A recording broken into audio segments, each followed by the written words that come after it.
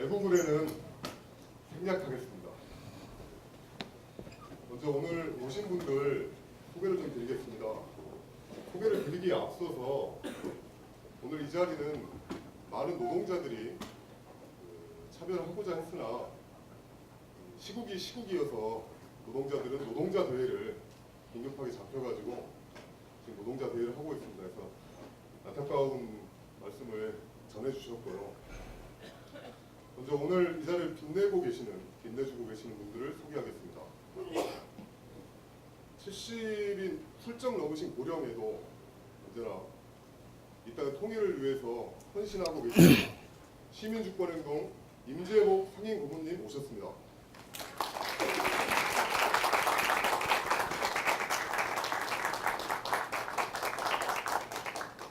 그리고 6.15 학교 교장 선생님이십니다. 전남대학 경제학부 교수이신 이채원 교수님 오셨습니다.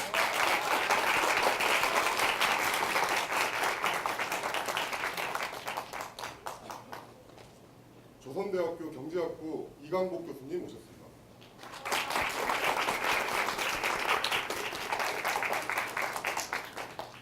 전남대학교 5.18 연구소 연구교수이신 윤영덕 교수님 함께하고 계십니다.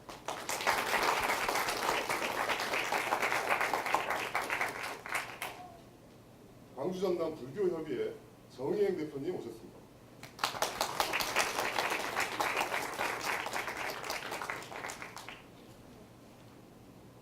광주전남 경총 부회장이십니다. 오경만 부회장님 오셨습니다.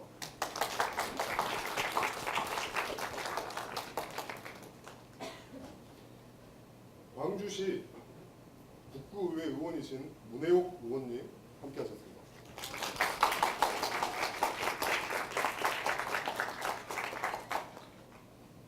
그리고 언제나 통일에 가장 앞장에서 이 땅의 통일을 위해서 활동하고 있는 대학생들 대표해서 또 많은 대학생들 대표해서 이 자리에 함께하고 있습니다. 21세 광주전남 대학생연합 의장 김민규 의장 오셨습니다.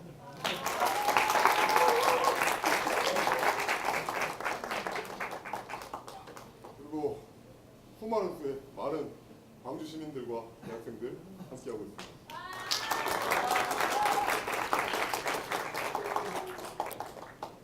먼저 강연을 듣기 전에 6.15 학교 교장인 이채원 교수님의 인상 말씀 듣고 강연을 듣도록 하겠습니다. 힘찬 박수로 모시겠습니다.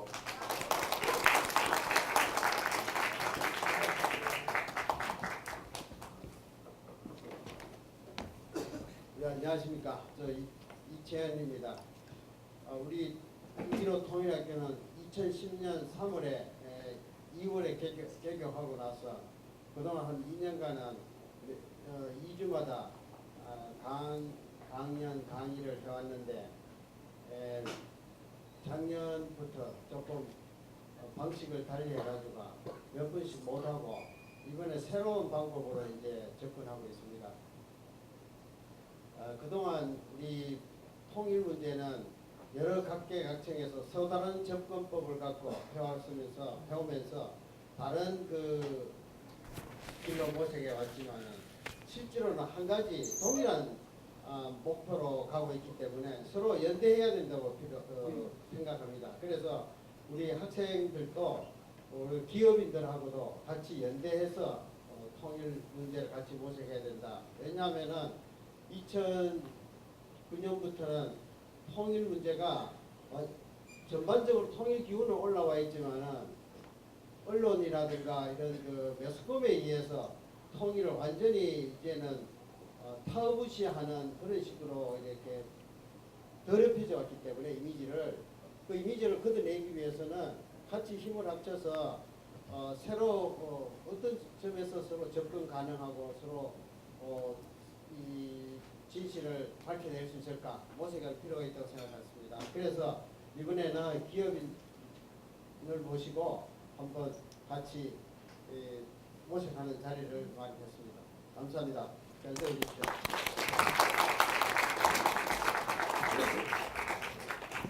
네, 강사님 모시기 전에 잠깐 제가 소개 안 드린 분 있는데요. 한번 이야기 드리겠습니다. 지금 촬영하고 있는데 빛고울TV 인터넷 방송국입니다. 빛고울TV 대표이사 윤철신 사장님 오셨습니다. 사장님을 모시겠습니다. 현대아산 김영수 상무님이십니다. 오늘 강연의 주제는 여기 보시는 바와 같이 남북 경제협력의 과거, 현재, 그리고 미래에 대해서 김영수 현대아산 상무님께서 아주 구체적이고 정확한 강연을 하시겠습니다. 여러분 힘찬 박수로 현대아산 김영수 상무님을 모시겠습니다.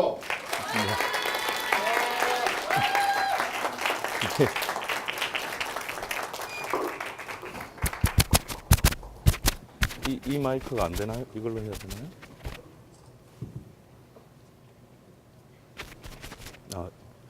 네, 여러분 반갑습니다. 다시 인사드리겠습니다. 지금 현대아산에 근무하고 있는 김영수 상무입니다. 막상 와 보니까 굉장히 떨리고 두려운데요. 이 사업이 좀 잘 되고 있고, 그래서 저희 잘된 경험들을 말씀드리고, 또 상품이나 제품에 대한 세일즈도 해야 되는데, 이 뭐 5년 이상 넘게 그 금강산 관광이 중단된 상태에서 이런 자리에 서게 돼서 일단 대단히 송구스럽습니다. 송구스럽고요. 어떻든지 간에 뭐 휴일인데도 이렇게 와 주셔서 관심을 갖고 와 주셨는데, 제가 뭐 할 수 있는 범위 내에서 최선을 다해서 저희 회사의 경험을 중심으로 그 남북 경제협력 사업이 어떤 의미가 있는지, 또 현재는 어떤 문제점을 안고 있는지, 잘 되기 위해서는 어찌해야 되는지, 이런 부분들을 중심으로 말씀을 드리겠습니다. 그 현수막을 아까 저희 총장님께서 저희 준비하시면서 뭐 전략기획 상무라고 이렇게 소개가 되어 있는데요. 저희가 그 9월 달에 좀 조직 개편이 있었습니다. 그 잘 아시겠지만 그 4월 달에 개성공단이 중단되고 6월 달부터 몇 차례 회담을 거쳐서 9월 달에 이산가족 상봉 행사를 갖기로 했는데 뭐 이틀 전에 북이 일방적으로 연기를 해버린 그런 상황이 있었습니다. 그러면서 저희 회사는 그럼에도 불구하고 정말 이번에야말로 금강산 관광도 재개시키고 모든 사업을 정상화시키자라고 해서 TF 단위로 있던 거를 사업단으로 좀 확대 개편을 했습니다. 지금은 전략기획 담당 상무가 아니고 남북경협사업단의 대외협력실장을 맡고 있습니다. 뭐 그 정도로 말씀을 드리고요. 오늘 제가 말씀드릴 주제는 남북경협사업의 과거, 현재, 미래라는 주제로 말씀을 드리겠습니다. 이 미성년자는 안 계시죠?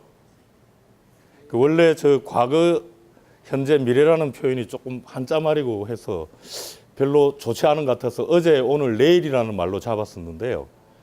아실지 모르겠습니다만 서울에 어제, 오늘, 내일이라는 아주 유명한 유흥업소가 있습니다.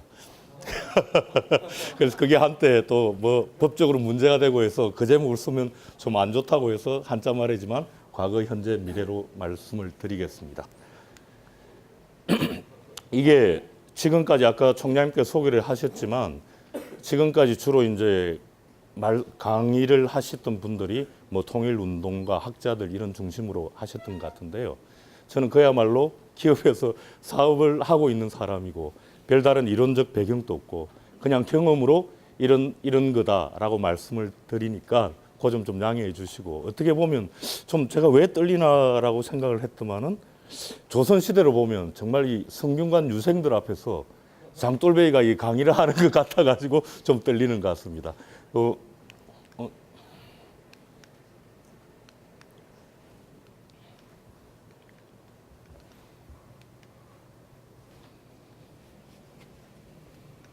이 좀 봐주실래요? 자, 오늘 제가 말씀드릴 주제의 문제의식입니다. 현재 어떻든지 간에 개성공단을 제외한 모든 남북 경협 사업이 완전히 중단되어 있는 상황입니다. 2008년 7월 11일 금강산에 있었던 사고로 인해서 금강산 관광이 중단이 되었고요. 그해 11월 말에 북측에서도 개성관광도 일방적으로 중단을 시켜버렸습니다.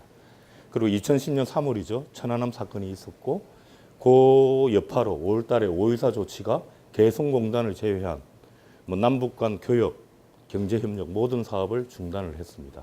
물론 여기에 일부 영유아 지원을 위한 인도적 지원은 예외상으로 놓고 있고요.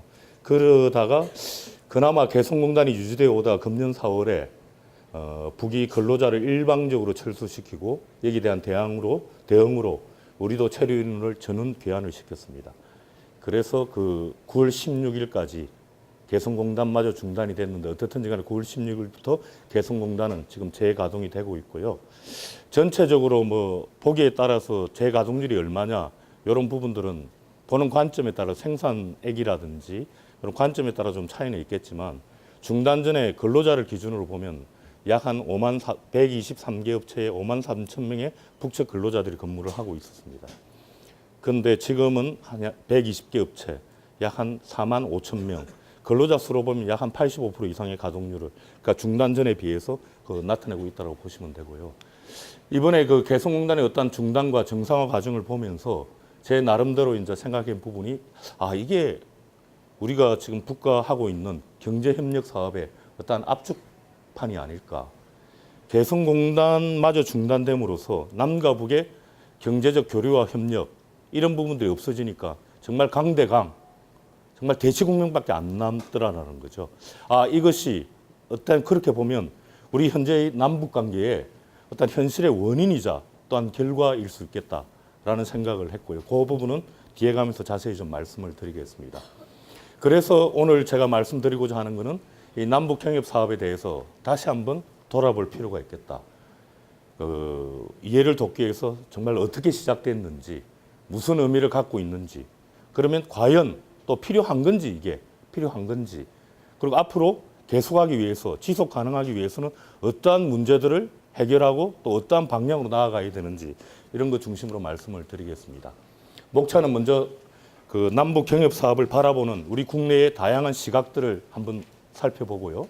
그 현대의 금강산 사업과 개성공단 사업을 중심으로 해서 과거와 현재를 한번 돌아보겠습니다. 그리고 왜 필요한가? 그리고 전망 및 과제 그런 순서로 말씀을 드리겠습니다.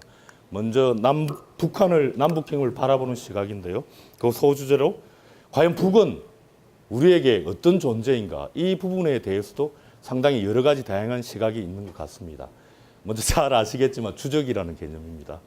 우리는 어떻든지 간에 뭐 외세에 의해서 분단이 됐든지 분단의 현실에서 50년 동족 간의 전쟁을 치른 그런 남과 북의 형태, 그다음 정치 체제도 상당히 다릅니다. 그러다 보니까 적이라는 거죠. 우리의 적으로 존재하는 북한, 이것도 엄연한 현실일 겁니다. 특히나 조금 우려스러운 부분은 2000년도에 조사를 청소년을 대상으로 조사를 했을 때는 약 한 26% 정도가 북이 우리의 주적이다라고 응답을 했는데요. 금년 3월에 조사를 해보니까 55%가 북을 주적으로 이렇게 보고 있는, 점점 앞서 그 교장 선생님께서도 말씀하셨지만 조금 우리 사회가 보수화되어 가고 있는 그런 경향들, 특히나 청소년들을 중심으로 해서 그런 것들이 좀 나타난 거 아닌가라는 생각이 들고요. 또 하나의 관점은 민족적 당위로서 무조건 통일의 대상, 같은 민족이다. 무조건 우리는 같은 혈육으로서 같이 살아야 된다. 이런 관점도 분명히 존재하는 것 같습니다. 또 한 가지는 화해와 협력의 대상이라고 제가 제목을 붙여봤는데요. 일단 당위로서의 통일보다는 통일은 그 언젠가는 이루어야 될 과제지만 지금 현재 분단되어 있는 상태에서 서로 화해하고 협력하고 교류하는 어떤 대상으로서의 북한. 그래 남북 상호 책임하에 화해하고 교류하고 협력을 강화하자. 뭐 이런 부분들로 인식하는, 약간 정리를 좀 해보면 세 가지 정도가 있지 않을까 그런 생각이 들고요. 참고로 저희 같이 기업에서 북한과 사업을 하는 이런 관점에서는 암만 해도 세 번째 관점을 좀 취하고 있습니다. 이 참고가 될 만한 건데요. 그 남과 북의 관계에 대해서 남북 당국이 서로 합의한 그 정의는 그렇습니다. 그 남북 기본 합의서 서문에 보면 상방 사이의 관계가 나라와 나라 사이의 관계가 아닌 통일을 지향하는 과정에서 잠정적으로 형성되는 특수한 관계라는 것을 인정한다. 이런 부분에서 모든 게 출발하고 있습니다.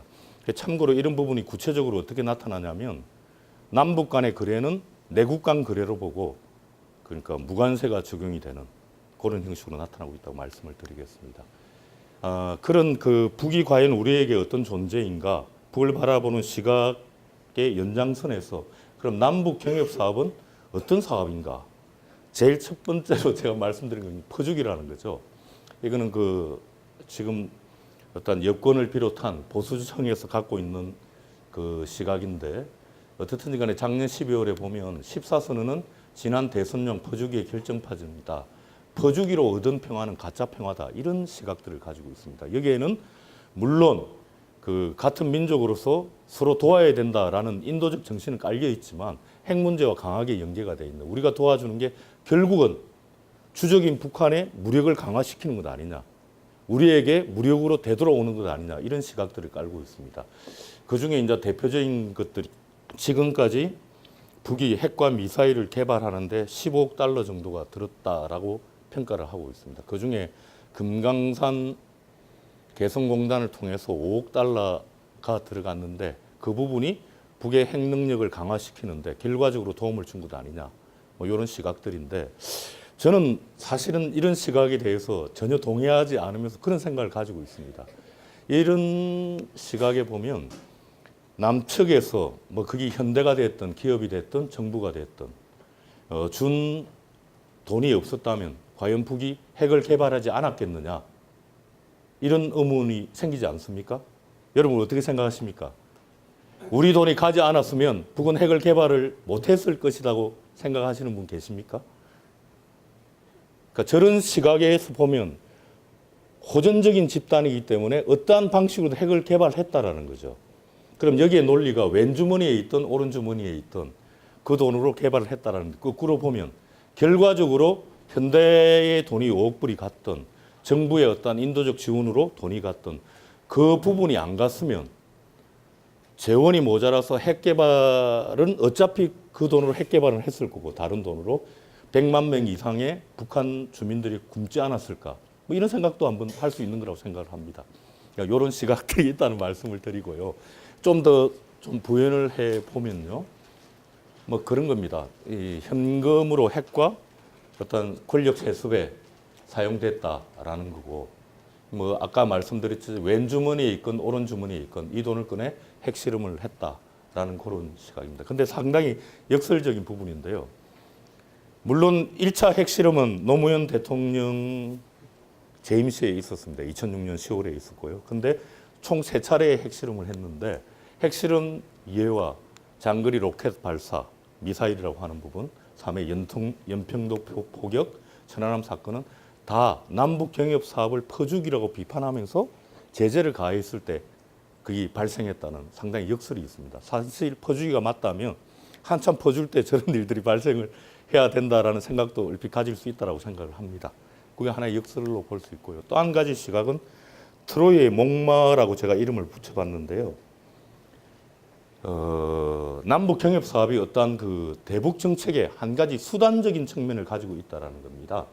그 예를 들어서 햇볕 정책이라는 게 우리가 북에 대해서 협력을 강화하고 경제 지원을 강화했을 때 북이 경제적 의존도가 우리에 대한 경제적 의존도가 심화되면서 결국 개혁 개방으로 나아가고 장기적으로 통일을 이룰 것이다. 이런 부분들. 특히 이 보수호스 같은 사람들은 햇볕 정책은 어떤 경제적 레버리지로 북한의 변화를 유도하는 접근법이다. 뭐 이런 시각들도 분명히 있고요. 사실은 이런 데서 좀 비판하는 부분들이 있습니다. 이섭우화 속에 나오는 나그네는 해와 바람이 내기를 하고 있는 건 몰랐지만 북은 알고 있다라는 거죠. 그래서 이게 정책적 실효성이 과연 있겠느냐. 퍼주기 쪽에서 비판하는 어떤 논리의 근거입니다. 뭐 그런 부분들 존재한다라는 말씀을 드리고요. 또 하나는 뭐 어떤 화해와 통일로 가는 과정에서 교류 협력의 첫 단추를 경제적 분야에서 협력 사업에서 찾을 수 있는 것 아니겠느냐. 실질적으로 정권마다 여러 가지 통일 방안들이 있었지만 공식적인 거는 그 89년도에 나왔던 그러니까 한자가 붙기도 하고 민족 공동체 통일 방안인데 3단계 통일론입니다. 민족 공동체 남북 연합 단계를 거쳐서 통일민주공화국을 이룬다. 이게 뭐 각 정권마다 조금씩 바뀌어도 큰 테두리는 변하지 않는 것 같습니다. 사실 이 민족 공동체 통일 방안을 만들 때는 상당히 전 국민을 대상으로 여론 수렴 때고 아마 국회에서 어떤 의결은 아니더라도 그런 절차는 좀 거쳤을 겁니다. 그 민족 공동체 형성 과정의 제일 첫 단계가 경제 공동체가 위치를 하고 있습니다. 경제 공동체. 그래서 어떤 화해와 통일로 가는 첫 단추로서 남북 경협 사업이 존재한다라고도 볼 수 있고요. 네 번째로는 이건 순수하게 경제적 관점입니다. 어떤 남과 북이 가지고 있는 자원이나 재원의 비교유에 입각한 북은 숙련된 노동과 풍부한 자원, 남측의 어떤 기술과 자본이 결합해서 서로 경제적으로 윈윈하는 그런 관계여야 된다. 그 송민순 전 외교부 장관이고 또 의원을 하셨죠. 이분이 했던 말이 참 의미가 있는 것 같아서 제가 다시 한번 읽어보겠습니다. 인도에 1,000억 원을 투입해 자원을 개발하면 투자고 같은 용도의 돈이 북한에 가면 왜 퍼주기로 되어야 하나. 젊은이들이 취업 문제로 북한에 관심이 없겠지만 북한은 경제다. 어떤 새로운 블루 오션이다라는 인식을 해야 된다. 이런 어떤 말 속에 사실 우리가 남북 간 경제 협력을 어떻게 봐야 되는지 또 이걸 발전시키기 위해서 어떻게 해야 되는지 좀 함축적 의미가 있다라고 보여지고요. 그 실질적으로 개성문화를 보면 됩니다. 사실 섬유나 지금 의류, 그다음 신발 이런 업종이 주를 이루고 있는데 여기서는 경쟁력이 없죠. 인건비라든지 여러 가지 생산 비용으로. 거기 가서 상당히 성공적으로 사업을 하고 있습니다. 남측으로서는 상당히 실질적인 경제 효과가 있는 거고요.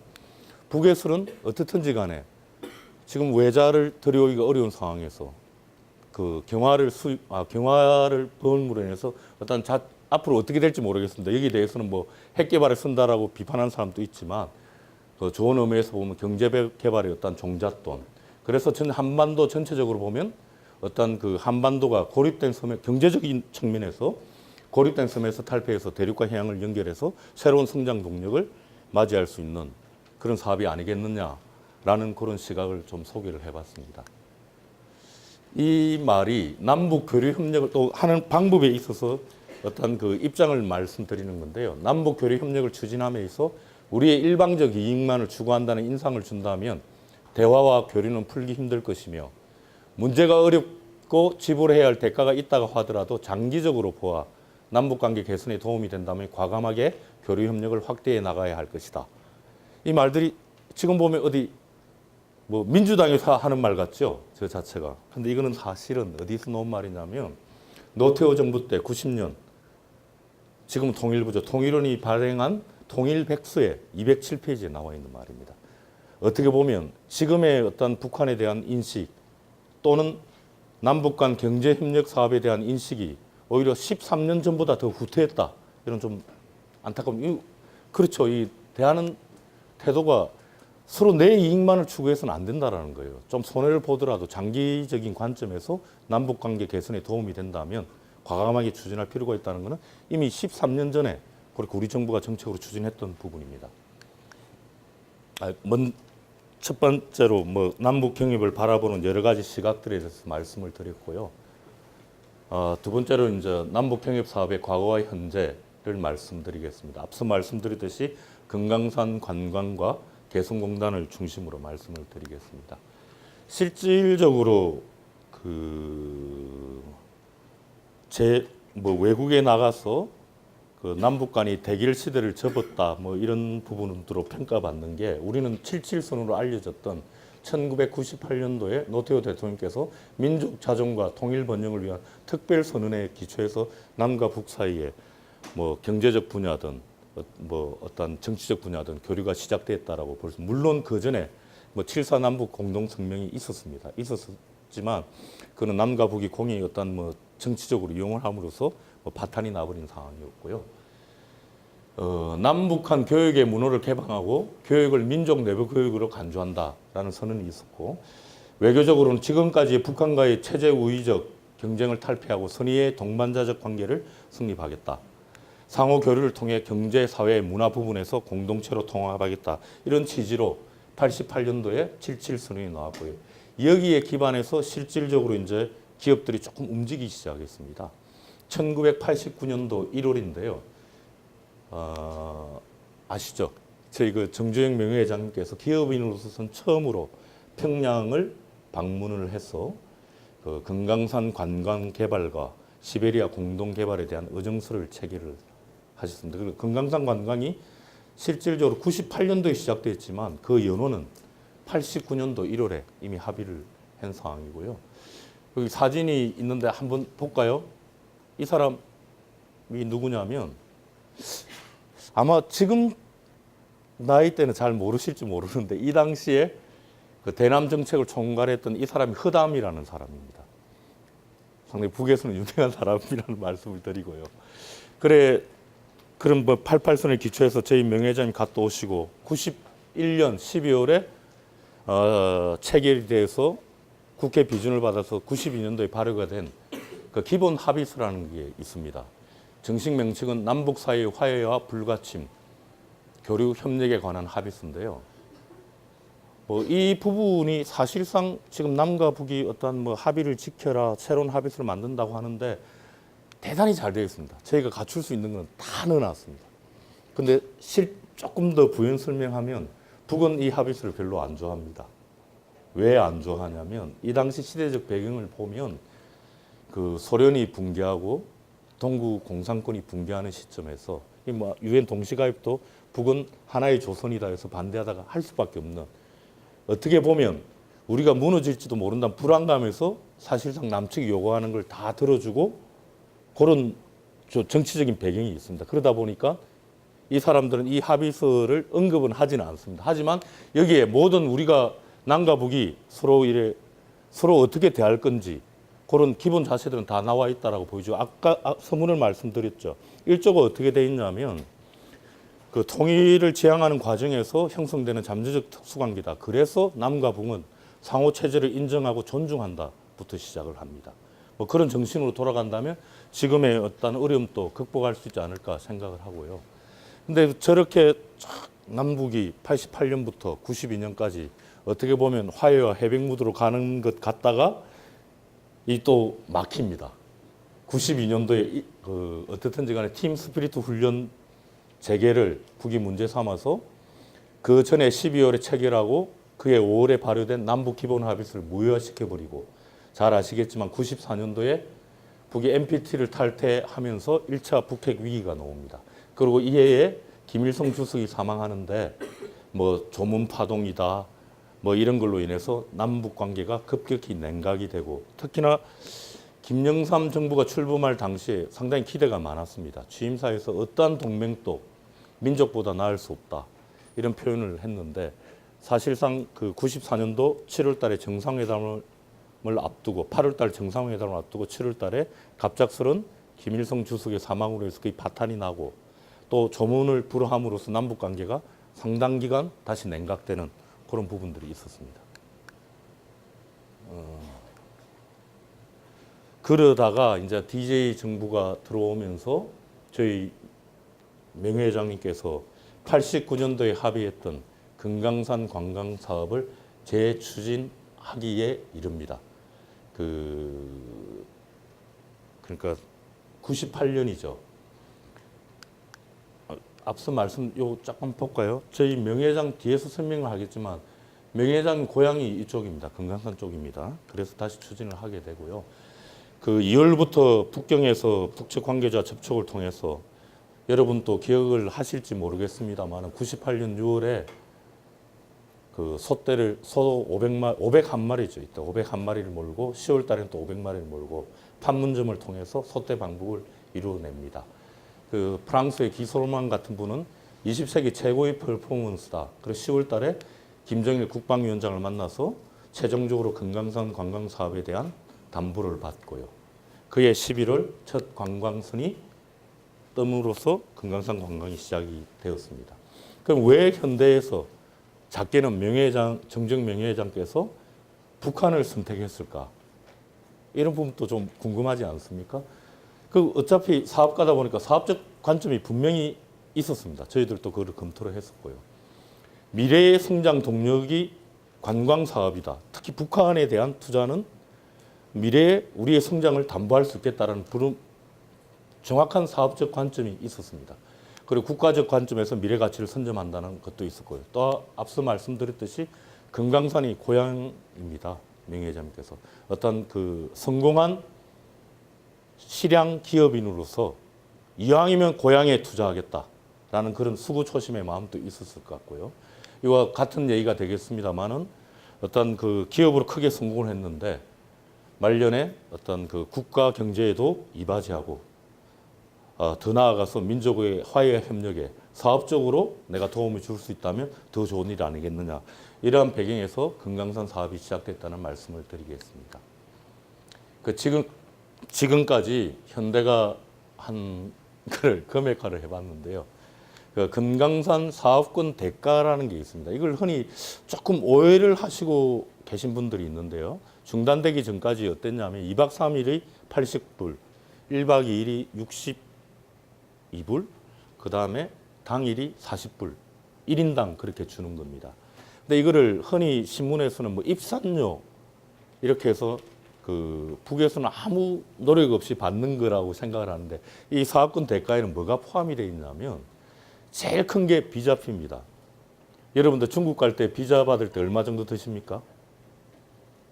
한 6만 원, 8만 원 들지요. 급행으로 받으면 20만 원까지 들지요. 이 비자피가 들어가 있고요. 그 다음에 현대가 50년간 여기에 토지를 무상으로 사용하고 개발하고 면세를 받았습니다. 그 권리. 그 다음에 그 현지 시설에 대한 유지 보수비 이런 것들이 다 들어가서 1인당 80불이 된 거니까 그렇게 따지면 크게 비싸다는 생각은 안 드실 겁니다. 다만 이 부분이 왜 그런 논란에 휩싸였냐면 사업 초기에 대가의 지급 방식이 지금은 1인당 80불로 되어 있지만 그때는 정액이었습니다. 6개월간 월 2,500만 불. 그러니까 6개월간 1억 5천만 불을 줬습니다. 사람이 한 명이 가든 뭐 10명이 가든. 그리고 나머지 12개월간은 1,200만 불. 나머지 기간은 800만 불을 주기로 했는데 그 부분이 보다 보니까 사실 사업이 안 되는 거죠. 그 모든 게 여러분도 아시겠지만 그 협상의 과정이라는 거는 한쪽이 현재에 불리하면 내가 이긴 것 같지만 실현이 되지가 않습니다. 그러니까 2000년도에 현대가 어려움이 왔고 2001년도에 그 대가 지급 방식을 변경을 합니다. 1인당 해로는 100불, 육로는 50불 이렇게 변경을 해서 지금은 2박 3일 기준으로 80불로 되어 있다는 거고요. 그렇게 해서 간 대가가 4억 8,600만 불입니다. 관광이 중단된 2008년 7월 11일까지 갔던 돈이고요. 금강산 현지에 대한 시설 투자가 약 한 3억 7,500만 불. 그다음 7대 SOC 사업이라고 이건 아직 실현되지는 않았습니다. 저희가 현대가 가지고 있는 북측 지역에 대한 철도, 발전소, 통신, 관광, 수자원 이런 데 대한 사업권의 대가로 미리 선지급한 금액이 한 5억 불. 그다음 개성공업지구에 투자한 금액이 약 한 3,300만 불에서 전체적으로 약 한 14억 불, 우리 돈으로 15조 정도가 투자되어 있다는 말씀을 드리겠습니다. 그리고 흔히 비판하는 게 정말 그 경협 사업은 뭐 인도적 지원 사업이고 북측에 대한 지원 사업이다 이런 얘기를 하는데 사실 뒤에서도 말씀드리겠지만 이게 사업이라는 이름이 붙을 때는 사업적으로 매력이 있어야 됩니다. 그렇지 않습니까? 내가 뭐 자선 사업가도 아닌데 퍼주면서 앞에 나한테 퍼주면서 할 수는 없는 겁니다. 이게 지금 현재는 수익이 안 날지 모르지만 최소한 일정 시점에는 수익이 난다라는 어떤 믿음과 확신이 없이는 이 사업을 할 수 없다라고 보고요.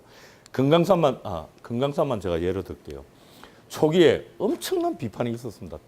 아까 말씀드렸듯이 그 대가를 사람 수와 관계없이 주다 보니까 뭐 99년도에는 37억 적자, 2000년에 영업이익 기준입니다. 당기순이익 기준입니다. 1286억 이래 적자를 보다가 2003년도에 대가 지불 방식도 변경을 했고 육로로 바꿉니다. 저희가 배로 가던 거를 육로 관광으로 바꾸고 그 다음 해부터 뭐 8억에 흑자, 그 다음 142억, 145억, 169억, 그 2,555억 매출에. 그러니까 이 말씀을 드리는 건 뭐냐면 처음에 좀 어려움이 어떨지 몰라도 정말 대표적인 퍼주기 사업이라고 하는 금강산 관광 사업조차도 계속 흑자를 내는 구조로 바뀌었다라는 거죠. 분명히 사업적으로도 매력이 있다라는 말씀을 드리기 위해서 제가 이 표를 넣었습니다. 이걸 보시면. 그리고 2008년도에 제가 7월 달에 관광이 중단이 되었는데 사실은 그의 그 금강산 관광만 놓고 보면 최대 매출을 올릴 줄 알았습니다. 7월까지 약 한 24만 명이 갔었거든요. 그 전까지는 최고로 간 게 연간 한 38만 명이 된다. 50만 명 찍을 줄 알고 그리고 계산을 딱 해보니까 한 그 영업이익 기준으로 한 500억 정도가 나는 줄 알았어요. 근데 뭐 중단이 됐는데 충분히 사업적으로도 매력이 있다라는 그 흔히 퍼주기라고 비판을 할 때 보면 금강산 관광 사업을 얘기를 많이 드는데 금강산 사업조차도 대가의 지급 방식을 바꾸고 이동 경로를 해로에서 육로로 바꾸니까 이렇게 흑자를 내는 사업으로 이미 전환이 되어 있었다라는 겁니다. 이 자체는. 그 남북 경협 사업이 어떤 사업적으로도 어떤 경제적 관점에서도 충분히 매력 있는 사업이라는 말씀을 드리겠습니다. 이건 뭐 제가 그냥 그려본 건데 현재 위치가 이렇게 돼 있는데 당연히 이렇게 올라가야 될 거라는 말씀을 드리겠습니다. 요거는 이제 저희 사진 위주로 제가 지금 말씀드렸던 거를 좀 시간 경과순으로 말씀을 드릴게요. 1998년 11월 18일입니다. 여기가 동해항이었고요. 그 당시는 저희가 크루저를 세 대를 가지고 이렇게 관광을 시작을 했는데 처음에 882명의 관광객을 태우고 11월 18일 날 첫 출항을 합니다. 이 크루저를 쓸 수밖에 없었던 건 왜 크루저를 했느냐? 비용이 굉장히 비싸요, 크루저가. 근데 북측에 금강산에 숙박 시설이 없었습니다. 그러니까 저기에 운송 수단 겸 숙박 시설입니다. 저 때는 관광을 어떻게 했냐면 처음에 4박 5일이었는데 그다음 3박 4일로 줄였고 어떻게 했냐면 아침 8시에 여기 동해에서 6시에 출항을 합니다. 그 동해항에서 이렇게 디귿자로 나가서 이렇게 장전항으로 이렇게 공해상으로 시베리아를 나와서 공해로 나와서 군사 분계선을 넘어서 다시 안으로 들어가는. 그러니까 아침 8시에 도착을 합니다. 8시에 그러니까 입국 심사를 받고 금강산을 돌아보고 저녁 6시에 다시 배로 들어오는 그런 관광을 했었습니다. 굉장히 불편했죠. 그 도시락을 사들고 다니면서 관광을 했고요. 아마 앞서 뭐 소떼가 있었고, 요거는 이제 2000년 정상회담 이후에 전체적으로 소가 한 1,001마리로 가신 걸로 알고 있는데 전체적으로 1,501마리가 갔습니다. 8월 달에 500마리를 더 보낸 거고요. 요 사진을 넣은 거는 오늘 제가 강의를 하는데 제 사진도 하나 있어야 될 것 같아서 저때 제가 과장 때입니다. 요 아시겠지만 이 정몽훈 회장님이시고 지금 돌아가셨지만 그 정몽훈 회장님하고 여기가 판문점입니다. 판문점이고 판문점에 건물이 보면 그 고정식 건물로는 뒤에는 자기들 북측 지역에는 판문각, 통일각이 있고 저희는 자유의 집, 평화의 집이 있고 요 군사 분계선상에 있는 것들은 다 가건물입니다. 세 개가 있는데 T자를 붙이거든요. T1, T2, T3라고 하는데 그 이유가 뭐냐 템포럴이라는 겁니다. 임시 건물이라는 겁니다. 이게 그때 정전 그 협상을 하면서 곧 뭐 없앨 거다라는 의미로 만든 게 지금 뭐 60년 이상이 오고 있는 그런 상황입니다. 요거는 그해 9월에 그 김정일 국방위원장이 금강산 현지를 직접 다 돌아봤어요. 저희가 했던 시설들, 휴게소를 돌아보고 뭐 해상호텔도 돌아보고 여기가 금강산 초대소인데 여기서 국제관광특구 금강산에서라는 친필로 그런 의지를 밝혔습니다.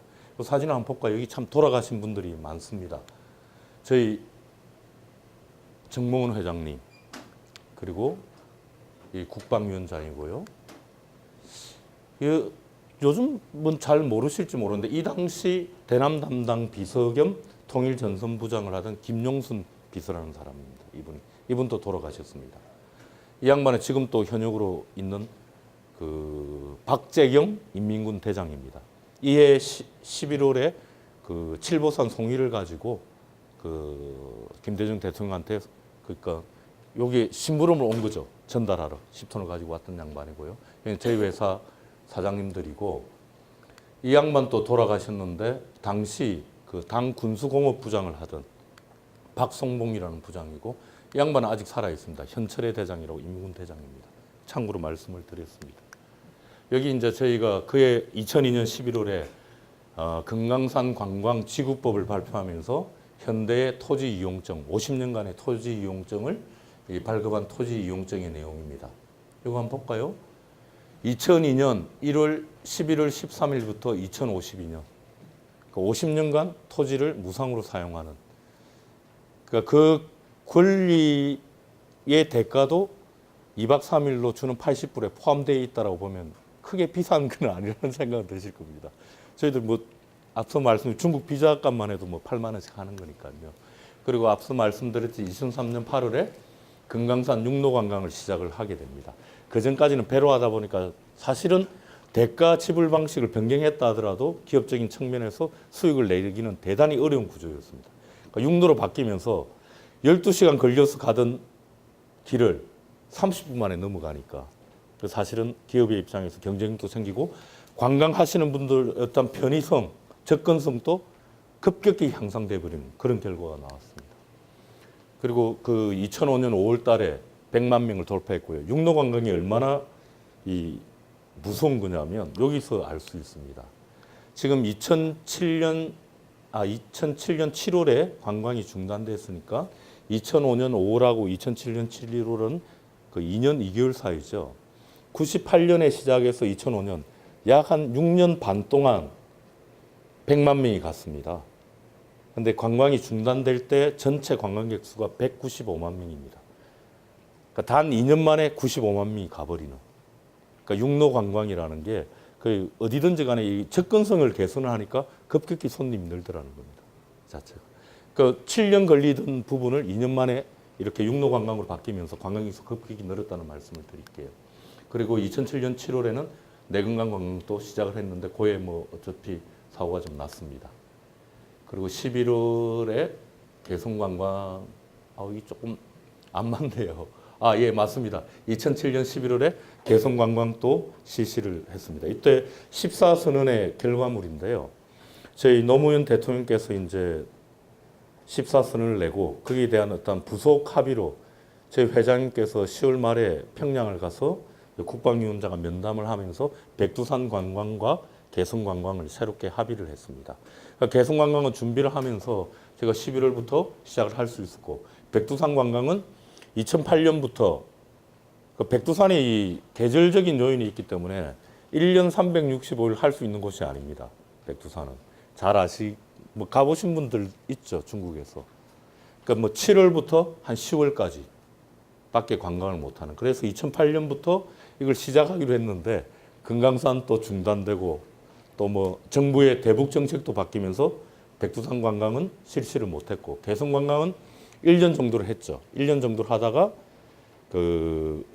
뭐 이유가 어디에 있든지 간에 북이 금강산 관광 중단에 대한 반발로 자기들이 중단을 시켜버린 그런 상황으로 2008년 11월까지 약 한 1년 1개월을 실시를 했습니다. 그러니까 아까 말씀드렸던 그런 부분들이고요. 사진 한번 볼까요? 이게 금강산 호텔입니다. 이거는 그 제일교포 자본으로 북측이 건설한 호텔입니다. 저희가 임대를 해서 리모델링해서 사용을 해 왔었고요. 이거는 이제 패밀리 비치 호텔이라고 외부 투자자가 건설한 호텔입니다. 이게 처음에 저희가 크루즈선을 반선을 하면서 당장 숙박 시설을 짓기가 어려우니까 이게 플로팅 호텔입니다. 배입니다. 이게 해금강 호텔인데요. 이 선상 호텔 그 당시에 메콩강에 베트남 메콩강에 떠 있던 거를 저희가 사가지고 싱가포르에서 수리해서 이까지 끌고 와서 앵커링을 시킨 겁니다. 이게 굉장히 상당히 괜찮은데 지금 한 5년 동안 방치되어 있어가지고 녹이 슬어가 쓸 수 있을지 없을지는 잘 모르겠습니다. 여기는 외금강 호텔. 이거는 금강산 호텔과 마찬가지로 소유주는 북입니다. 저희들이 임대를 해서 리모델링해서 쓰는 거고요. 이게 호텔이기 전에는 어떤 용도였냐면 이거는 외국인 전용 호텔로 자기들이 지은 거고요. 요거는 이름이 김정숙 휴양소라고 했습니다. 김정숙은 이제 뭐 김일성 주석의 부인인데 김정숙 휴양소라고 해서 우리로 치면 어떻게 얘기를 해야 되나요? 어떤 그 기관에서 인센티브 여행을 보내주는.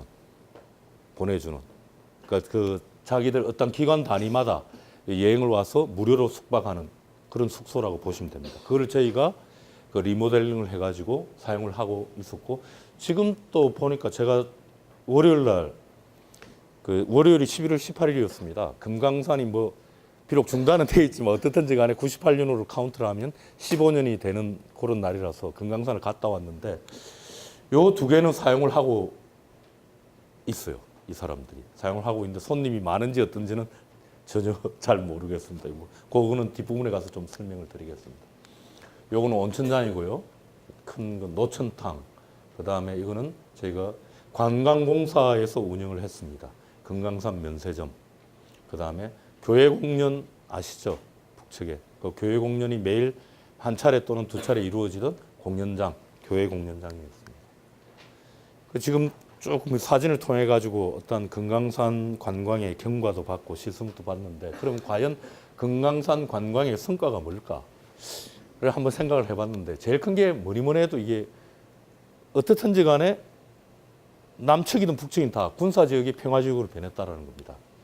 여기가 지금 부두고 저희가 이게 과거에 어떤 지역이냐면 이게 잠수함 기지입니다. 북측에. 잠수함 기지였는데 그게 어떻든지 간에 원산 쪽으로 올라가 버린 거죠. 그러니까 개성도 마찬가지입니다. 이 주둔해 있던 군부대가 20km, 30km 후방으로 밀린 겁니다. 따지고 보면 첨예하게 대리하고 있던 군사적 대치점이 사실 후방으로 20km, 30km 했던 그 어떤 그 군사적으로 첨예한 지역이 평화 지역이 됐다라는 게 제일 큰 거예요. 그 결과 안보 리스크가 뭐 북이든 남이든 다 감소된 것 아니겠느냐. 그리고 남북 간 이건 관광 사업뿐만 아니고 16차례에 걸친 이사가족 상봉 행사가 있었고 어떤 각계 사회 문화 단체들의 남북 교류가 금강산에서 집중적으로 이루어졌습니다. 그러니까 서로 교류하고 소통하는 새로운 장소로서의 금강산이 갖게 됐다는 각별한 의미가 있고요. 그리고 이 금강산 사업이 있었기 때문에 개성공단을 비롯한 여타의 사업들이 가능했다라고 저는 생각을 하고 있습니다. 금강산 관광 사업에서 북이 이 정도는 해도 되겠구나라는 생각을 어떻게 보면 파일럿 프로젝트라고 생각을 하는데요. 그런 어떤 확신이 없었다면 결코 다른 부분에서 나오지 않았을 겁니다. 저희들도 이 살아가면서 조금 느낄 수 있는 게 어떻게 보면 이게 제가 표현을 그렇게 해보겠습니다. 일단 약자의 컴플렉스라 그러나요? 내가 경험하지 않으면 믿지 못하는 내가 아무리 설명을 해도 이게 당신한테 이런 이득이 된다, 이런 이득이 된다 하고 아무리 설명을 해도 도저히 믿지 않는 내가 경험을 했을 때 한 발 한 발 놓는 저는 좀 저쪽 사람들만 그런 걸 좀 많이 느꼈습니다. 한 가지 예를 들면 저희들이 급하게 여기 장전항을 이 수심이 그때 크루즈가 저희가 금강호가 28,000톤급입니다. 이게 들어오기 위해서는 8m 이상으로 준수를 해야 되는 그런 문제가 있었어요. 근데 거기 기간은 45일밖에 없고 그래서 준설선을 한 40대를 띄우겠다. 그러니까 무슨 소리냐. 안 된다. 한 대만 들어와라. 이렇게 한 대로 뭐 준설이 될 수가 없죠. 그래서 어쩌고 제가 한 5대를 넣었는데 자기들이 이렇게 한 이틀을 열심히 지켜보더라고요. 보더만 저래서 공사를 하는 거고 저거는 우리한테 문제가 없겠구나. 딱 결심해서 그 다음날 40대가 다 들어오라는 거예요. 그래서 45일 만에 준수를 할 수 있을 겁니다. 그러니까 제가 말씀드린 게 뭐냐면 금강산 사업을 통해서 어떤 그 여러 가지를 떠봤겠죠. 저희 명예회장님이 정말 이 사업적 의지가 있는지 대가 주기로 한 약속은 지키는지 이 금강산 지역을 개방 뭐 그쪽에서는 싫어하지만 남측 관광객들 열어줬더만 우리 체제에 미치는 영향은 없는지 여러 가지로 생각을 해봤겠죠. 그러면서 이 정도는 해도 되겠구나 라고 해서 개성공단 사업이 나오고 여타의 사회 교류문화 행사가 있고 뭐 그랬던 거라고 생각이 듭니다. 그래서 금강산 관광의 어떤 성과를 이 정도로 한번 정리를 해봤고요. 이걸 여러분들이 궁금해하실 것 같아서 제가 사진을 하나 넣었습니다. 그날 사고 경위입니다. 그날 그 돌아가셨던 분이 요 뒤쪽에 패밀리 비치 호텔에 주무시고 사실은 여기 지역이 그날이 해수욕장이 개장하는 날입니다. 처음으로 7월 11일이 여기가 관광의 경계입니다. 울타리가 쳐져가 있고요. 여기 물이 흐르고 있어서 사실 발을 적시지 않고서 넘어갈 수 없는 그런 상황이고 그리고 또 한 가지 특징이 뭐냐면 이 관광 지역 내는 북측의 땅이지만 북한 군사들은 있습니다. 군인들은 뭐 저희들 알지 못하지만 경계선에 있겠죠. 무장이 안 되는 지역입니다. 무장이 안 되는 지역입니다. 저희들이 파악한 경위로는 이까지 가셨던 거죠. 그 돌아가신 관광객분께서 이까지 가셨다가 여기서 초병에 발견이 돼서 설하는 정지 신호에 뭐 얼마나 겁이 났겠어요. 저 같아도 뭐 겁이 났을 것 같아요. 이렇게 오다가 이 경계점을 400m 앞둔 지점에서 비격이 되셨던 겁니다. 저희들이 나중에 뭐 어떻든지 간에 저는 이거는 대단히 잘못된 거라고 봅니다. 그 어떻든지 간에 그 뭡니까? 내가 비록 관광의 규칙을 위반했다 하더라도 경계를 넘어갔다 하더라도 그게 뭐 목숨과 바꿀 만큼의 잘못은 아니라는 생각이거든요. 그리고 물론 이게 뭐 군사 지역이다 어떻다 이런 세세한 사정은 있을 겁니다. 있더라도 조금 이 당시에 그 그 북측 나름대로 유감도 표명하고 했는데 그게 뭐 관계가 그렇다 보니까 사실 내가 유감을 표명할 때 화끈하게 한다든지 누가 봐도 아 저거는 유감이구나 라는데 뭐 유감을 표명했지만 우리 국민 정서에서는 제가 보기에는 현저하게 미달했고 그리고 또 우리 정부도 그거를 받아들일 마음이 없으니까 그거를 조금 더 유하게 받아들일 수 있는데 더 왜곡해서 했고 뭐 그러다 보니까 이게 상당히 어째 보면 사고인데 어떻게 보면 사고인데 이 사고가 사고로 끝나지 않고 남북관계에 첨예한 이슈가 되면서 남북관계 경색으로 가는 어떤 단초를 제공했던 그런 사건이었습니다. 그래서 뭐 그 사고가 나고 그 당시에 되게 남북 간에 어려웠죠. 그 북측은 뭐 자기들 나름대로는 뭐 저기 관광을 운영하고 있던 회사명이 뭐 어떻게 보면 동부지구 뭐 군인명이 몇 차례 유감 성명도 발표를 했습니다만은 계속 뭐 대치는 계속됐고요. 그 다음에 8월에 저희 회장님께서 평양을 방문해가지고 김정일 국방위원장을 면담을 하고 5개 항을 합의를 해옵니다. 금강산 관광을 재개하고 비로봉 관광도 곧 시작하자. 그리고 관광객의 모든 편의와 안전은 인민군 최고 사령관으로서 철저히 보장한다. 그런 워딩이 담겨 있습니다. 그건 뭐 어떻게 해석하느냐의 문제고요. 그다음 요 당시에 어땠냐면 북측이 그 군사 분계선 육로 통행을 제한을 했었습니다. 근데 그거를 즉시 풀었고요. 요거는 풀었고 개성 관광 재개 및 개성 공업지구 활성화, 백두산 관광 준비 및 시작, 추석 금강산 이산강 상봉 이래 5개 항을 합의하는데 그때 이제 그런 절에 또 해오면 사실상 될 줄 알았는데 저 북측도 조금 그래 생각하는 측면이 있는 것 같습니다. 반대 여론은 뭐냐면 그 당국이 해야 될 일을 현대가 무슨 권한으로 했느냐. 그래서 사실은 무산이 되고 실행된 거는 요것밖에 없습니다. 2차례에 걸쳐서. 금강산 이산가족 상봉만 실행이 됐고요. 그러니까 이 부분에 대해서 사실은 좀 더 이게 적극적으로 당국이 어차피 북은 해주겠다고 놓은 건데 조금 적극적으로 협의하고 했으면 조금 빨리 풀릴 수도 있지 않았느냐라는 그런 좀 아쉬움이 있습니다. 그 현재 상황은 뭐 여러분도 다 잘 아시겠지만 그 2009년 8월에 그 합의 그리고 10월 달에 금강산에서 이산가족 상봉 행사를 하면서 드디어 그 다음에 10년 2월에 금강산 관광 당국 회담을 합니다. 당국자들끼리. 근데 서로 입장만 제시하고 결렬이 돼버리죠. 그러자 이제 북은 일방적으로 3월부터는 개성관광, 4월부터는 금강산관 열어놓겠다. 남측이 하려면 하고 말려면 말아라 라고 하면서 자산을 그러니까 민간인 자산은 동결하고 정부 자산인 이산가족 면회소라든지 관광공사의 자산은 몰수하는 그런 부분들을 취하게 되고요. 그리고 뭐 11년 10월부터는 자체 외국인 대상으로 해서 관광을 시행하고 뭐 제멋대로 식당 개업이라는데 일부 저희들 시설물들을 지금 이용하고 있는 그런 상황입니다. 정말 금강산을 이대로 방치할 경우 어떻게 될까?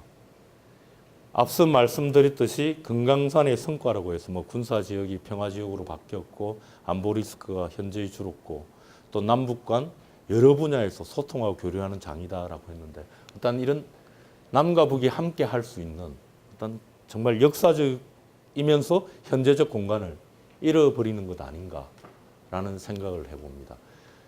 최근 경제개발국법이라는 걸 발표를 했습니다.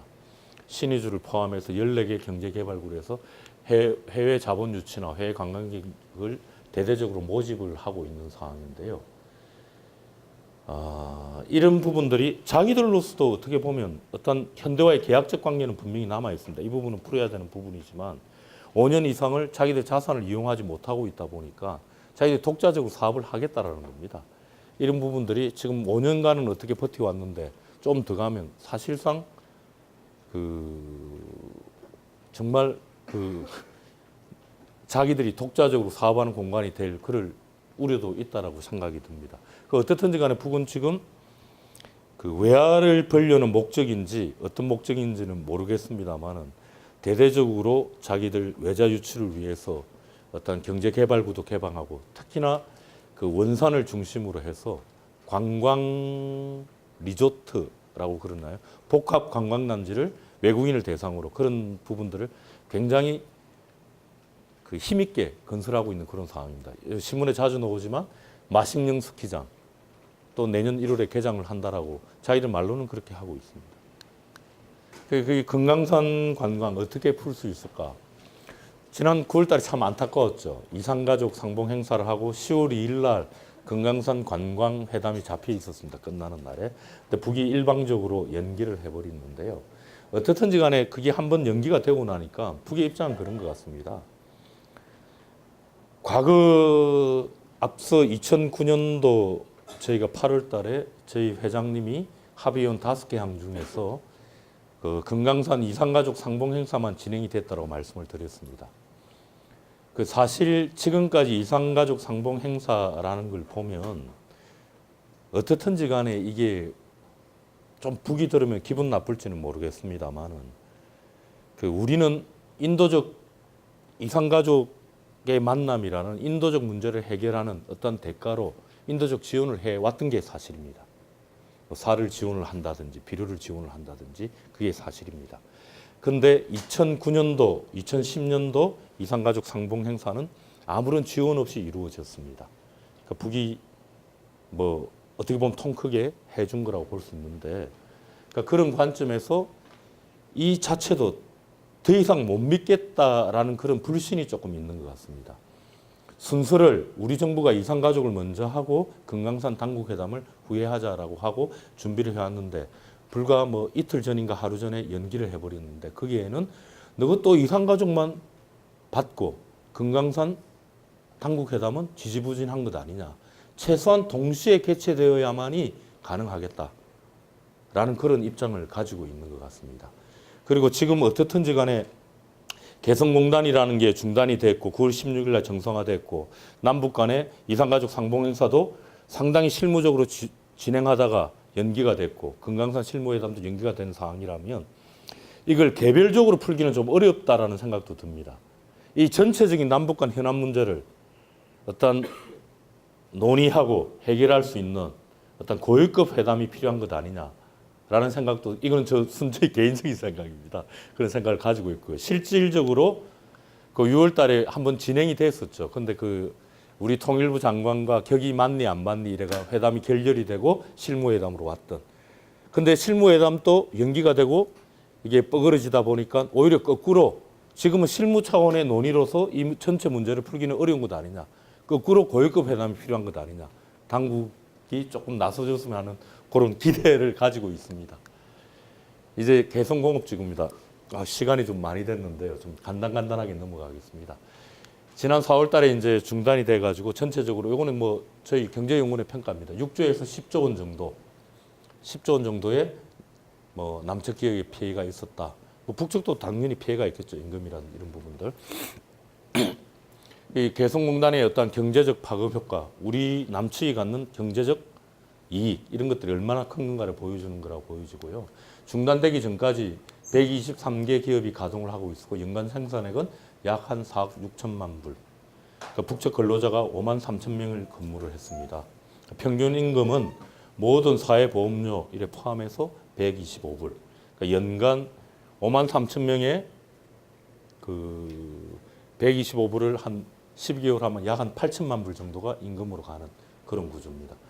여기가 조금 어떻게 여기 개성공단 갔다 오신 분 계십니까? 공장을 다 견학하셨습니까? 예? 개성 관광을 하신 거예요? 공단을 가신, 그 한번 돌아보신 거네요. 여기 보면 그 저희 어떤 기준상의 법으로는 내가 그 근로자를 채용을 하고 있으면 때가 되면 밥을 주는 게 당연하죠. 근데 여기는 사실상 남북 간 합의에 의해서 도시락을 사가지고 옵니다. 이 사람들이. 그러니까 저희가 공장에서는 어떤 그 계절적으로 국이나 이렇게 따뜻한 뭐 국이나 이런 반찬 정도, 그 다음에 간식으로 잘 알려진 초코파이를 뭐 한 10개, 9개에서 6개에서 9개 정도 이래 주는 걸로 다 끝냅니다. 그게 어떻게 보면 이런 문제들이 있어요. 사실상 케이터링을 북에서 한다면 해결이 될 수, 이건 저 개인적인 생각입니다. 보면서 한다면 해결이 될 수 있을 거예요. 임금이 125불입니다. 그죠? 임금이 125불인데 남측에서 만약에 식사를 제공한다라고 했을 때 한 끼에 5천 원 이상은 될 겁니다. 단가가. 점심 한 끼만 제공해도 그 임금보다 점심값이 많아지는 그런 좀 모순이 발생할 거예요. 그래서 아마 그런 부분에 합의가 이루어지지 않았나라는 짐작을 하고요. 실질적으로 125불, 우리 돈으로 하면 약 한 14만 원? 그 얼마나 경쟁력이 있겠습니까? 여기서 그 중국의 동포분들이 여기서 일을 해도 식당에서 일을 해도 요즘 한 200만 원 받으신 걸로 알고 있습니다. 그러니까 우리 실질적으로 여기 들어가서 지금 사업을 하시는 분들은 상당히 뭐 잘은 모르지만 뭐 상당히 괜찮았을 겁니다. 지금은 어떤지 잘 모르겠습니다. 뭐 추진 경과는 아까 쭉 말씀을 드렸고요. 실제로 금강산 관광이라는 데에 대해서 북측에서 경험을 하고 아 남측과 사업을 해도 괜찮겠구나. 그리고 2000년 6월에 어떤 그 역사적인 남북 정상회담이 있었고 8월에 이제 공업지구 건설 운영 합의서가 체결이 됩니다. 실제로 이 개성 뭐 다른 부분은 쭉 보시면 알 것 같고요. 왜 개성이냐라는 부분이 또 중요한데 저희가 현대가 처음에 생각했던 부분은 해주 지역을 생각을 했었습니다. 계속해서 해주를. 왜냐하면 그 산업단지의 성격상 항구가 있어야 되고 뭐 배후 도시도 좀 있어야 되고 해주를 계속 고집을 했는데 북에서는 자꾸 신의주로 가라는 거예요. 신의주로. 해주는 가지고. 그리고 신의주는 막상 저희들이 몇 차례 실사도 해봤지만 그 배가 들어오기도 힘들고 원재료의 공급이나 이런 건 대단히 힘들더라고요. 신의주는 안 되겠다. 자꾸 해주를 달라 그러니까 그 북측에서 그 국방위원장 얘기가 해주는 군사지역이다. 그는 도저히 못 내준다. 대신 개성을 가져가라. 2000년 6월 달에 개성 얘기가 처음 나왔습니다. 그 저희 깜짝 놀랐죠. 그 바로 개성이라는 게 어떻습니까? 전쟁 전에 6.25 전에는 우리 땅이었습니다. 그죠? 그 지금 또 그 서울에서 개성까지가 약 한 60km 정도밖에 안 될 거예요. 제가 집이 일산인데 개성 갈 때 대기하는 시간이 없다면 1시간 안에 개성 들어가 보는데 제 차를 가지고 그 정도로 가까운 지역을 줄 수 깜짝 놀랐죠. 처음에는 반신반의하다가 저희 명예회장님이 저희 몽원회장님이 너무너무 좋아하신 거죠. 그러니까 이게 그러면서 개성으로 합의됐다고 남측에 가면 남측의 언론이 관심이 많으니까 얘기하라. 그러면서 못하면 전쟁 때 뺏겼던 땅 내가 다시 찾아왔다고 얘기하라. 뭐 그렇게 얘기를 하더라고요. 그래서 이제 개성으로 합의되는 그런 과정이 있습니다. 저희들로서 개성이 물론 뭐 항구나 이런 거 이용하기는 좀 어렵습니다만은 깜짝 놀랐습니다. 그 군사적으로 첨예한 지역을 과연 내줄 수 있을까? 저희는 개성이 좋지만 감히 말을 못 하고 있었는데 그걸 가져가라니까 깜짝 놀라서 받아왔고 실질적으로 그해 8월에 그때는 뭐 분위기가 좋았죠. 6월달에 정상회담이 있었고 한국 언론사 사장들을 초청을 했는데 그 자리에서 국방위원장이 내가 개성을 줬더만은 몽원 회장이 입이 째져서 돌아갔다. 뭐 그런 얘기를 그게 뭐 기사에 넣은 적도 있습니다. 하여튼 개성은 우리로서는 굉장히 사업적으로도 뭐 중요한 지역이라고 말씀을 드리겠습니다. 앞서 말씀드렸듯이 개성 지역의 어떤 개발 방향인데 이건 한번 자료를 참고하시면 되고요. 저희가 이렇습니다. 애초 계획은 강화도 쪽으로 연육교를 해서 빼서 인천 쪽으로 물류를 하는 그 항구가 없는 대신에 이쪽으로 뺀뜯겠다는 계획을 가지고 있고요. 전체적으로 3단계에 걸쳐서 800만 평의 공단과 1200만 평의 배후도시, 즉 2000만 평의 공단을 건설하는 게 저희들 목표로 되어 있고 현재 상황은 1단계 100만 평만 개발이 되어 있는 상황입니다. 1단계 100만 평도 부지도 다 분양이 되지 않았고 2007년도에 10월 달부터 해서 청량은 완료되어 있는 상황입니다. 2단계 250만 평 청량은 완료됐지만 그때 이제 이명박 대통령께서 취임을 하시고 당시 통일부 장관이던 김하중 장관께서 핵 문제와 이 개성공단을 연계함으로써 핵 문제의 진전 없이 개성공단의 확대 발전은 어렵다. 원래 계획대로라면 2008년도에 2단계 250만 평이 들어가야 되는데 지금 들어가지 못하고 있는 그런 상황입니다. 1단계 100만 평만 완료가 됐고 그중에서도 아마 필지별로 보면 한 50% 정도밖에 입주 가동률이 안 될 겁니다. 그렇다라는 말씀을 드리겠습니다. 이거는 쭉 한번 보시면 될 겁니다. 1단계 100만 평, 2단계 250만 평, 3단계 550만 평. 이런 산업들로 구성이 되어 있고 지금은 1단계 100만 평만 운영이 되고 있는 그런 상황입니다. 어떤 그 개성공업지구의 성과라면 어떤 그 금강산이 관광이라면 이거는 이제 어떤 그 같이 협력해서 같이 일하는 공간 아니겠습니까? 그 바람직한 어떤 미래상이다라는 거고요. 어떤 우리 관점에서 보면 그 생산 비용의 상승으로 인한 중소기업의 활로를 모색해주고 있다. 어떤 이 말을 쓰면 북은 안 좋아할 건데 어쨌든지 간에 결과적으로 북한의 변화 또는 개방에 단초를 제공하고 있다. 그 개성공단을 방문했던 미 공화당 의원이 있는데요. 개성공단은 자본주의의 작동 모습을 북한에 보여주는 이점이 있고 개성공단을 통해 접하지 못한 물건과 사람들을 만나고 이런 작은 변화 속에서 뭐 어떤 그 북측 사회의 단단한 껍질도 틈이 생기지 않겠느냐라는 그런 얘기를 한 적이 있습니다. 이제 마지막으로 가고 있는데요. 왜 필요한가라는 부분을 간단하게 살펴보겠습니다. 제가 그 말씀드릴 수 있는 제 경험을 가지고 이렇게 말씀드리는 게 더 생생할 것 같아서 그쪽에 좀 비중을 두고요. 이런 거는 좀 자료로 뭐 대체할 수도 있을 것 같습니다. 일단 앞서 말씀드렸듯이 이 남북 경제 협력 사업이 현 남북 관계의 원인이자 결과라고 했을 때 어떤 그 남북 간의 신뢰를 구축하는데 첫 단추가 아닐까라는 생각을 하고 있습니다. 지금 박근혜 대통령께서 제시하고 있는 대북 정책은 한반도 신뢰 프로세스라는 겁니다. 간단하게 보면 초기의 인도적 지원, 그리고 경협 사업을 재개하고 핵 문제 해결과 동시에 대규모 경제 지원을 하겠다라는 거고 방법론은 작은 신뢰를 쌓아서 보다 큰 신뢰로 나아가는 건데요. 이런 신뢰를 구축하는데 일단 금강산 관광을 비롯한 뭐 교육도 마찬가지겠죠. 남북 간 경제협력 사업이 중요한 역할을 하고 있다라는 말씀을 드리겠습니다. 특히 정치 군사적인 분야에 비해서 비교적 쉽게 합의가 가능한 부분이고 특히 지금 같은 경우는 금강산 관광이라는 어떤 핫 이슈가 있습니다. 새롭게 뭘 시작하는 게 아니고 이미 해왔던 거를 중단되어 있는 거를 새롭게 풀면서 어떤 신뢰나 관계 개선을 할 수 있는 것 아니냐라는 생각을 해봅니다. 어떤 그 경협 사업이 활성화가 되면 남북 관계가 안정이 되고 또한 남북 관계가 경색이 되면 경협 사업 또한 중단되더라. 그래서 남북 관계와 경협 사업은 서로 원인이자 결과인 이런 관계에 있는데 이런 것들은 어떻든지 간에 선순환의 구조를 만들어야 되겠다. 이런 생각도 있고요.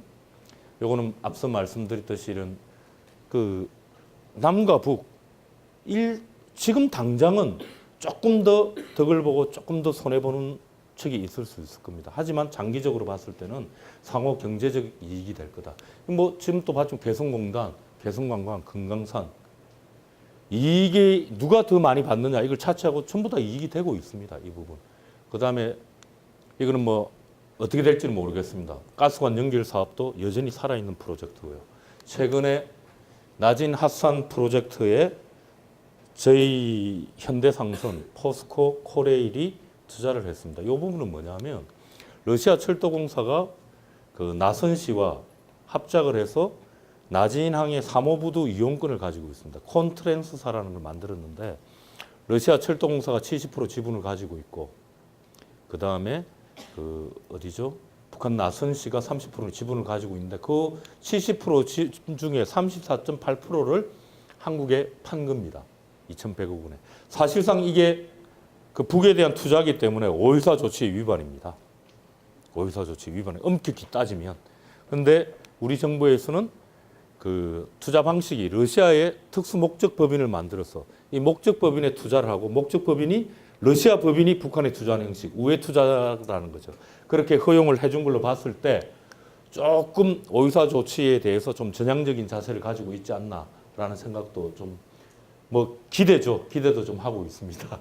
그리고 경공업 및 원자재 지원, 재화자원 개발, 뭐 요거는 14선언 때 합의했던 그 사업들을 제가 이렇게 표시를 했습니다. 그럼 마지막으로 왜 필요한가의 마지막으로 민족 경제 기반을 마련한다라는 부분. 요거는 뭐 앞서 수없이 말씀드렸던 사항인데 특히 좀 우려되는 부분이 지난 10여 년간 뭐 그게 퍼주기든 뭐든 남측에 굉장히 의존하고 있던 북한의 경제 구조로서는 5년 이상을 뭐 인도적 지원이 됐든 협력 사업을 통한 어떤 정상적 거래가 됐든 남측으로부터의 유입이 끊어지니까 제가 보기에는 그래요. 먹고 살기 위해서 어쩔 수 없이 가진 거를 중국에 팔고 있는 뭐 부두 이용권, 관권 이런 걸 막 팔고 있습니다. 그러니까 중국 솔림 현상이 계속 가속화되고 있는 그런 상황이다. 이건 사실 어떻게 보면 이거는 만약에 퍼주기가 맞다 하더라도 퍼주기가 맞다라고 가정을 합시다. 5년간 열심히 퍼주고 지금은 뭔가 수확을 할 때인데 제주는 곰이 넘고 돈은 뗀 놈이 번다고. 그 시점에 지금 중국이 들어와서 열매를 따먹는 뭐 그렇게 생각할 수도 있을 겁니다. 그런 측면에서도 어떤 정책적인 배려가 좀 있어야 되지 않나 이런 생각을 해봅니다. 이거는 뭐 통일부가 국감에 제출했던 자료인데요. 북측의 자원의 매장량이 잠재 가치가 약 한 7조 원이 된다고 합니다. 지금 좀 더 많아졌을 겁니다. 한 40여 건은 늘었을 겁니다. 중국이 어떤 그 자원이라든지 항만 이용권이라든지 이런 게 한 거는 40여 건이 되는데 남북 간에는 자원에 대해서는 단 한 건밖에 없습니다. 이것도 지금 안 되고 있습니다.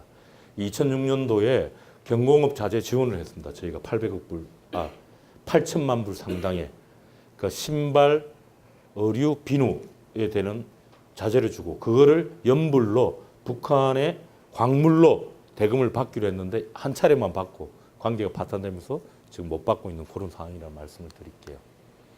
이제 마지막으로 전망과 과제를 말씀드리겠습니다. 뭐 앞서 다 말씀드린 상황이 돼가지고요. 지금 상황은 어떻든 간에 금강산 관광 재개에 대해서 북은 상당히 좀 적극적인 것 같습니다. 그리고 우리 정부도 원칙적으로는 긍정적인데 다만 신변 안전 문제가 확고하게 담보돼야 되겠다. 그건 저희도 마찬가지입니다. 앞서 말씀드린 직접적으로 얘기는 하지 않지만 현금으로 대가가 가는 부분과 어떤 그런 부분들이 혹시라도 핵 개발에 사용될 가능성이 있지 않느냐 이런 부분을 종합적으로 고려하겠다라는 거고요. 근데 사실상 이걸 보면 제가 왜 이걸 썼냐면 금강산 관광을 아까 1인당 80불 평균하면 한 62불이 됩니다. 당일 관광객도 있고 1박 2일 관광객도 있고 2박 3일 관광객도 있으니까 맥시멈으로 가야 2천만 불에서 250만 불 정도가 가는데 개성공단은 현재로서만 그 임금으로만 8,500만 불 이상들이 가니까 사실 이 돈이 현금 유입이라고 했을 때는 조금 말은 안 맞죠. 사실상 더 큰 돈이 가는 데를 내버려 두고 있으니까 그렇다고 개성공단까지 막으라는 얘기는 아닙니다. 이 사실 비교가 사실 안 된다는 말씀을 드린 거고요. 그 이산가족 상봉 행사가 무산됨으로써 다시 경색되고 있는데 어떻든지 간에 북도 마찬가지고 우리 정부도 이거는 뭐 제 판단이니까 고민은 하고 있는 것 같습니다. 아까 그 나진 하산 프로젝트에 대한 대기업의 우회 투자를 허용을 했고요. 원론적인 입장이지만 국회에서 사실 우리 정부가 추구하고 있는 개성공단의 정책적 목표 중에 하나가 개성공단의 국제화입니다. 그러니까 여당 의원들조차도 개성공단의 국제화와 오유사 조치가 병립할 수 있느냐라는 질문을 했었고 거기에 따라서 장기적으로는 오유사 조치의 해제도 검토해 볼 만하다 이런 답변이 있으니까 조금 기대를 해보고 있습니다.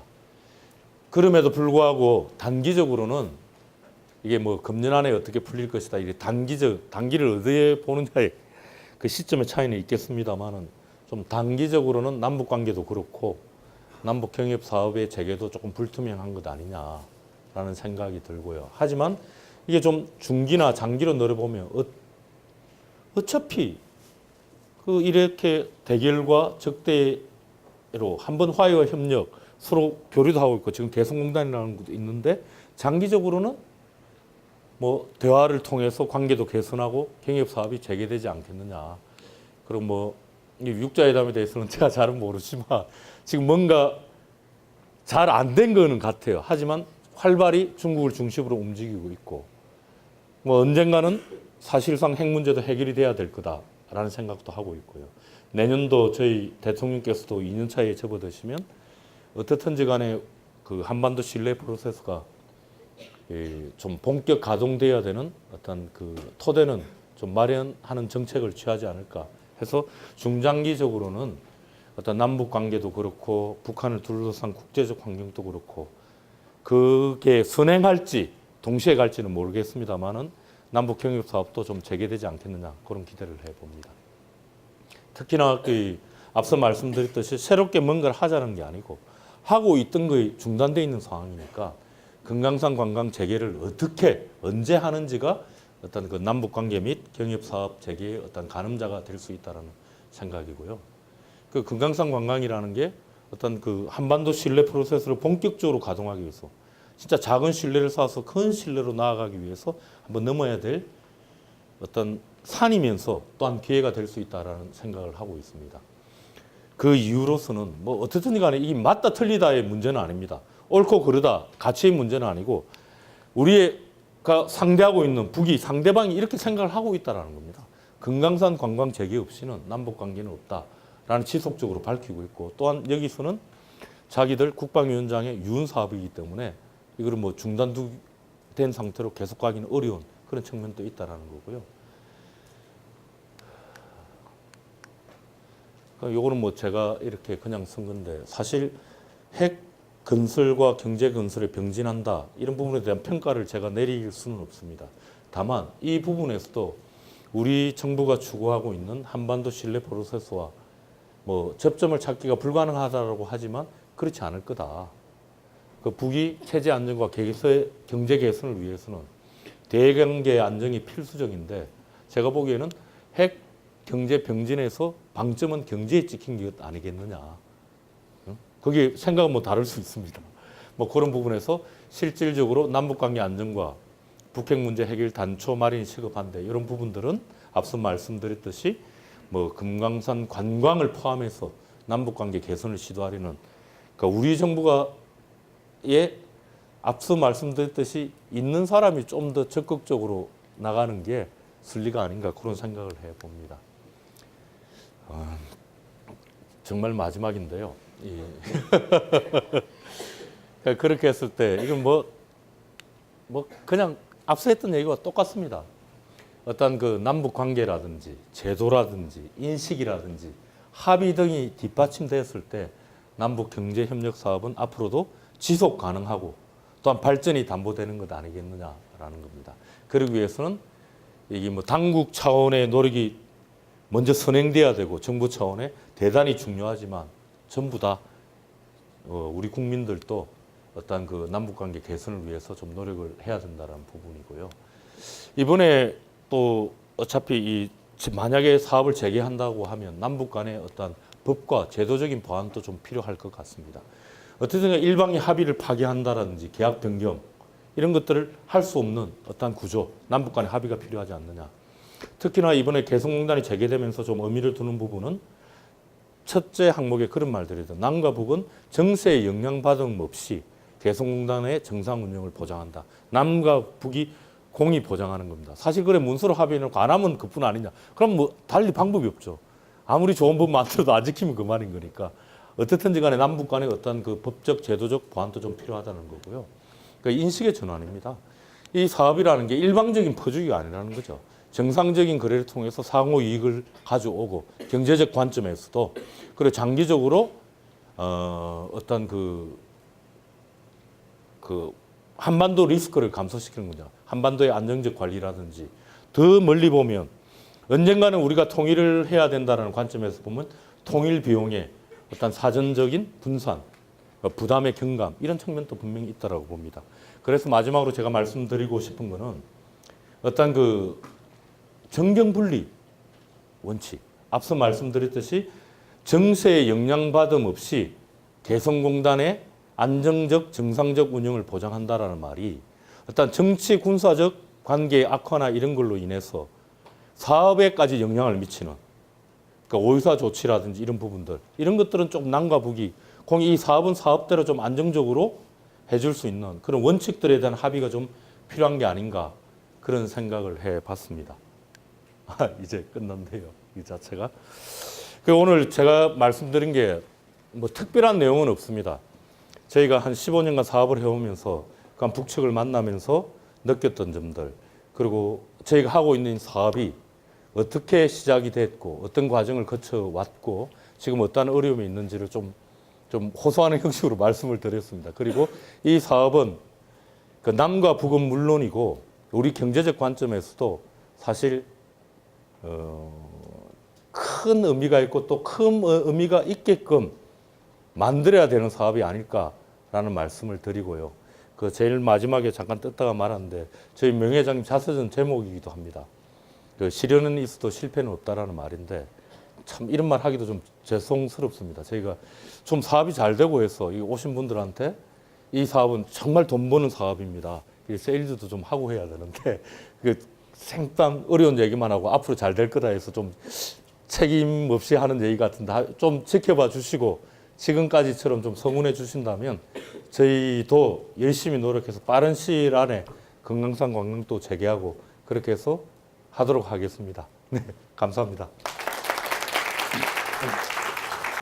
오늘 뜨거운 강연해 주신 김영수 사모님께 힘찬 박수 보내드리겠습니다. 네, 고맙습니다.